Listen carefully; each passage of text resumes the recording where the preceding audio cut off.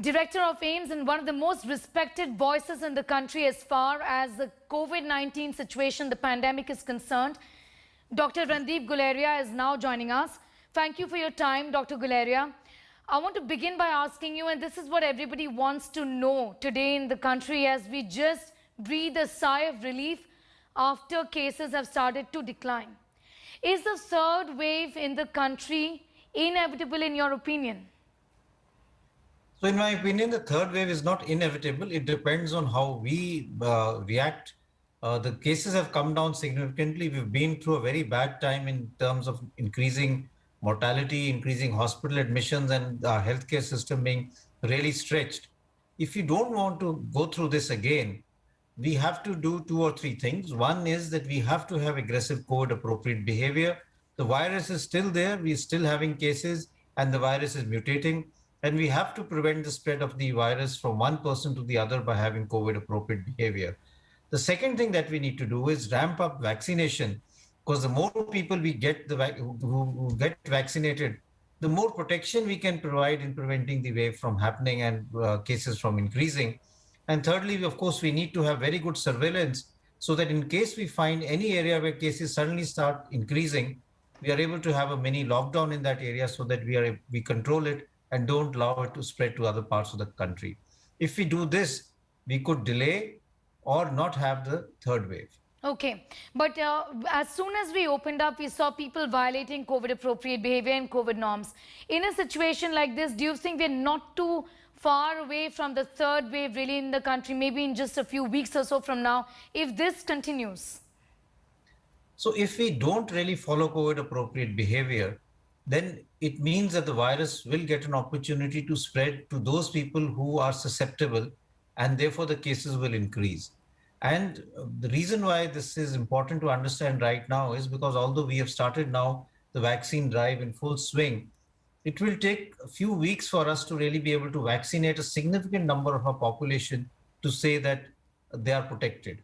And therefore, I would really say that for the next few weeks, let's say 6 to 8 weeks, if we are able to have good COVID appropriate behavior, if we have good surveillance, the vaccine then will kick in and we will be able to provide good degree of protection.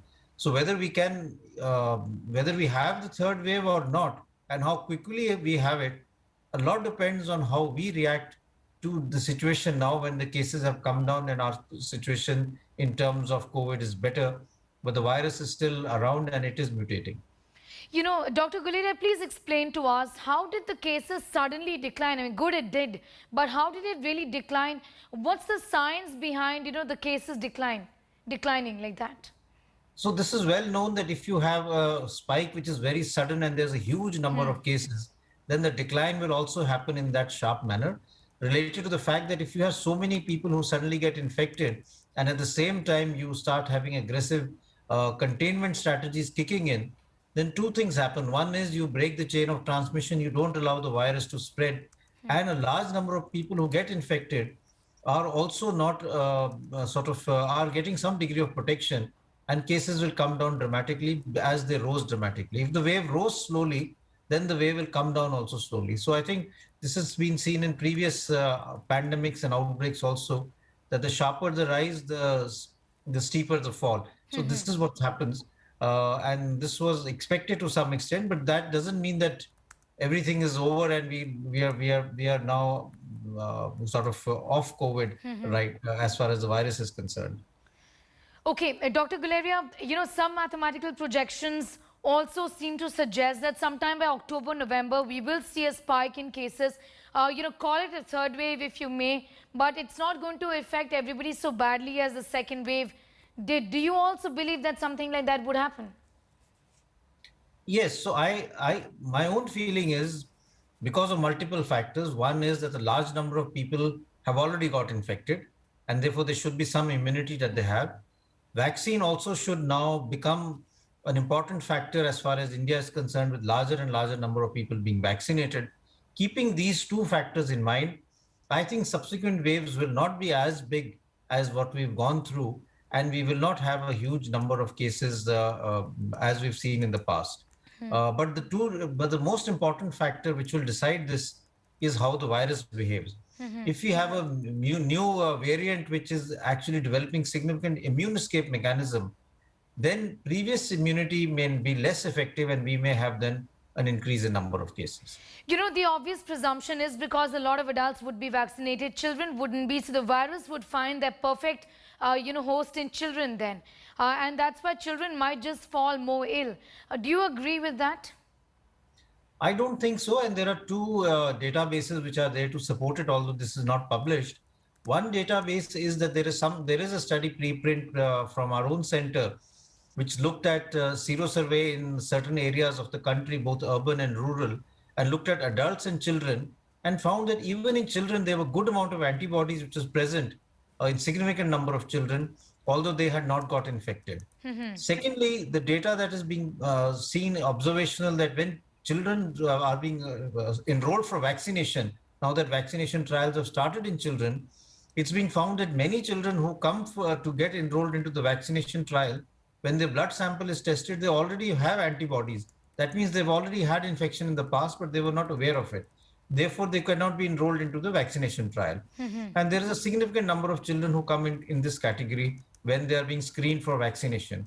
These two databases suggest that possibly children already have had infection in a mild form, and therefore they're not as susceptible as we had previously thought. Dr. Guleria, since we've started to vaccinate in a big way now, ever since yesterday when we opened up the drive for everyone, free of cost, I want to ask you, the question that parents are asking now is that whether is this the time to open up schools in a way to just try and limp back to normalcy? Would you advocate opening up of schools right now? So this is a big debate going on, and that's why I said if you have sero survey which suggests that children have already had infection to some extent, if you are able to develop strategies, and this can be done, we could have physical schools opening up in some way.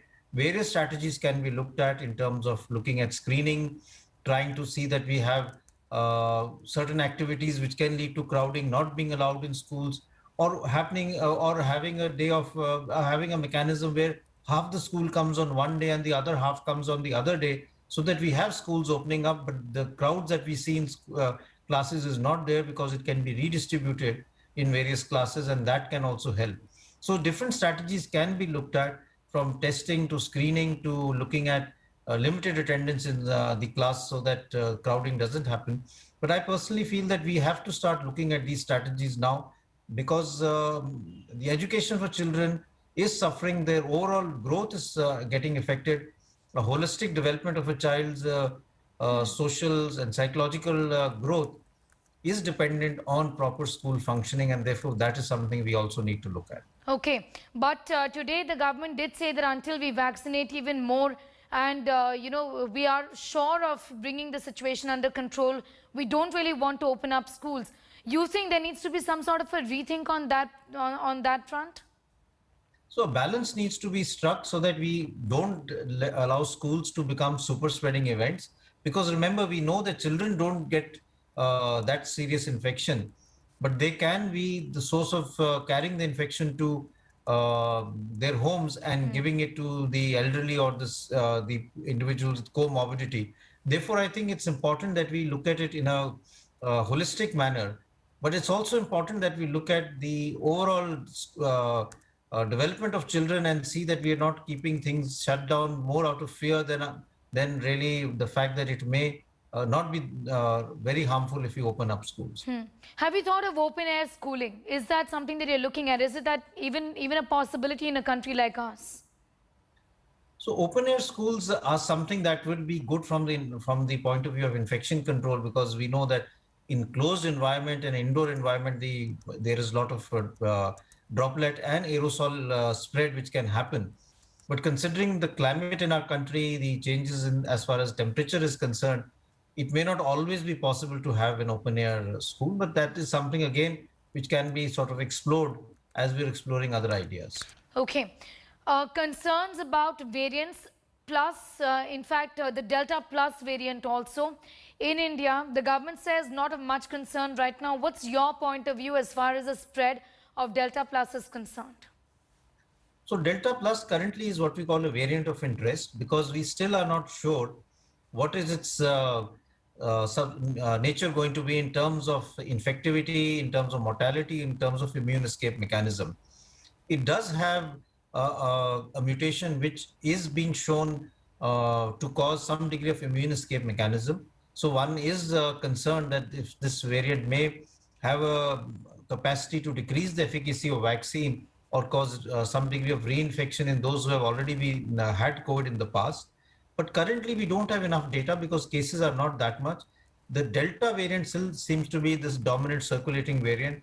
The Delta plus is just being reported in a smaller number of cases. So we need to keep a close watch and vigilance, but not enough data right now to say that this is a variant of concern. Okay, but as far as Delta variant is concerned, if you could just repeat the efficacy, what's the kind of protection that it's offering in percentage? So in terms of the efficacy, there is not much of a difference. The data suggests that it is equally effective. Covaxin is still effective against the Delta variant. And that is a good sign because the second wave that we saw, Delta variant contributed significantly as far as that is concerned. And therefore, one is hopeful that the vaccine will protect the people who have not been infected from getting infection or getting serious infection. Remember, the vaccine prevents you from serious disease. So from getting serious disease as far as the Delta variant is concerned. And what about Covishield? What about AstraZeneca, sir? So even for Covishield, whatever data has been put up by the company and which is available even from the UK does suggest that even for the Delta variant, there is protection.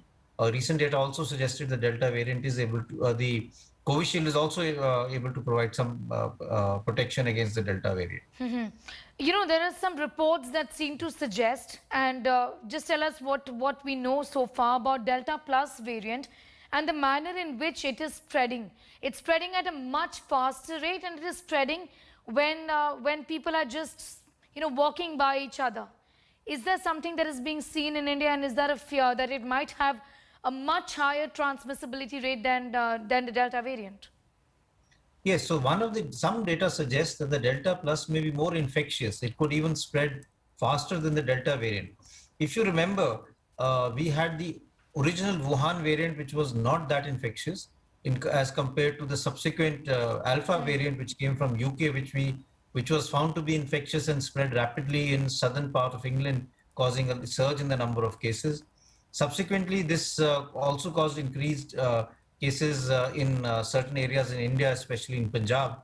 But after that, Delta variant became the dominant variant, and it was even more infectious and spread even more rapidly. It is felt that the Delta Plus may also have the ability to spread much more rapidly and really infect people much more. And like you said, there is a possibility that if there is someone who is not having COVID appropriate behavior, is coughing or is even crossing an individual who is not infected, and if both are not wearing a mask, then there is a chance that he can get the infection from these new variants. Virologists, in fact, raising concerns about how natural infection or vaccines will not help against the Delta Plus variant. What is the evidence to support that? So currently, this is a presumption that is there based on the type of mutation that has occurred in the Delta Plus variant, where there is this fear that this mutation will actually cause this new variant to develop an immune escape mechanism which will decrease the efficacy of vaccine and also have an effect on monoclonal antibodies because they will not cover against this variant and therefore will not be effective. Now we need to have more data, especially from the labs, and look at it clinically to see whether this is actually true or not. And that is being generated, and I'm hopeful that in the next few weeks we will have more concrete data as far as this Delta Plus variants and its effect, which may make it then a variant of concern, is concerned. All right. Sir, as far as genomic sequencing in the country is concerned, there is a criticism that we could do much more. There are 28 labs. Just to give us an idea about whether all of these labs are doing enough genome sequencing right now in the country, because if we just look at the sheer samples, the criticism is that we are not doing enough as per what the WHO considers ideal. So we did start in a graded manner as far as genome sequencing is concerned, and initially the focus was on getting more and more labs to do the RT-PCR testing because we needed to have enough testing being done. But now we're moving on to the next level, and that is now to have more and more labs which can do genome sequencing so that we can pick up any mutation which happens in the virus, and we're able to link it with clinical profile, epidemiological profile, and its effect on vaccination. That has now started in a big way. More and more labs have started now coming into the INSAGOG network, and therefore that will allow more samples to be done, not only in a routine basis, but whenever there is an increased number of cases in a particular area, samples from that area can be quickly taken to a regional lab and they can be evaluated to look for any new variant which is emerging. So I think this will become now much more robust, and over the next few days and weeks, we will see a good network of genome sequencing in our country. Vaccines for children. When will we see the first vaccine for children in the country? So vaccine trials in India are already going on. Bharat Biotech is already doing the trials, and one is hopeful that the results will be out quickly. I think by September, the data should be out and we should be able to have the regulatory approvals by then. Pfizer has already got FDA approval for their vaccine. And if Pfizer also comes into our country, and since we may accept the FDA approval which has been given by the US regulators, as far as India is concerned, we could also look at that vaccine being available for children. But having said that, I think the priority should be first to decrease mortality and therefore vaccinate the elderly and those with comorbidities first. We all know that children have a milder disease, and therefore if we have limited doses, we must really vaccinate first those who have a chance of having more severe disease and dying of COVID-19. You do believe that Covaxin's vaccine for kids that is undergoing trials right now may have good enough data by September, and the approval will also be coming by September or sometime around that time? Correct, that's true. Also, the Zydus Cadila vaccine is also getting tested on children. Is that vaccine expected after Covaxin, or how do you see the procedure getting panned out in the next few weeks or so? So that vaccine trial is also more or less over. They're, I think, collating the data. So one is waiting for them to really give their data and get the regulatory approvals. After that, we'll have a clear picture in terms of what the data suggests in terms of its efficacy, safety, and its utility as far as children and adults is concerned. But the possibility of Covaxin's vaccine, Covaxin for children what I'm trying to ask you is that Zydus probably is going to follow the approval after Covaxin gets it. That will depend on the data that they have, but hopefully by, let's say, September, we will have vaccines which should be available to children and possibly from more than one source. Okay, and Covaxin's trials for children by this also involves children above the age of 2 and not just children above the age of 12. Am I correct? Yes, Covaxin is looking at the trial between children between the age of 2 and 18 years. So it's even above, not 12 and above, but even 2 to 18. I also want to ask you about the nasal vaccine, since that is something also that's going to be extremely easy to administer when it comes to children. The nasal vaccine approval will first come for adults, and then can Bharat Biotech look at the nasal vaccine for kids? So this is work in progress. First of all, of course, it has to go through the regulatory trials that are required from safety and efficacy point of view. And once it is shown to be effective, and it's initially, usually the studies are done in adults because that's a population that you can study. Then it could be done in children. But obviously this, if it is effective, this could be a game changer because it's easy to administer, can be done to a large number of people in a very short period of time. There was a nasal spray vaccine for influenza. There is already, as a matter of fact, a nasal spray vaccine for influenza. So the technology is there, but it has to be looked from the point of view of safety and efficacy as far as the COVID-19 is concerned. We've not just heard anything about Pfizer. After these series of meetings with the government, where is this conversation really getting stuck? Because they did say that we are in a position to supply vaccines from July onwards. So I'm not aware of it, but there is negotiations going on between the company and the government, and I presume they are at an advanced stage. So one is hopeful that you will get some sort of approval shortly, but it's not very clear what is the ongoing process. So I hope that it will happen quickly. Dr. Guleria, lastly, I'm to ask you about yesterday's excellent performance in terms of the doses administered, doing everybody proud in the country. But, the big question is, where are the doses going to come from? There is a bit of a problem there. Also, can we really, keep the momentum up? Because we need to have this pace if we want to inoculate the entire country by the end of the year, isn't it? Yes, so what yesterday's exercise showed is that we have the capacity to really do that many doses in a day, and we could even go further up if required and touch much more. Because one issue that people had raised was, do we have the capacity to vaccinate so many people per day? Yesterday, we showed that it was possible. The second issue of getting the doses, I think that is already work in progress. And like I said, in the coming few weeks, we will be having enough doses to really meet up this demand and be able to sustain it as far as India is concerned. The target, of course, is that from July, middle or July end, we are having enough doses so that we can supply that many doses to meet this target. And we continue to do this for the next few months. If we are able to do that and are able to sort of push in for COVID appropriate behavior, we will be able to prevent or decrease the third wave, and that will be a big achievement as far as India is concerned. I have this question, and we as health reporters get this question often.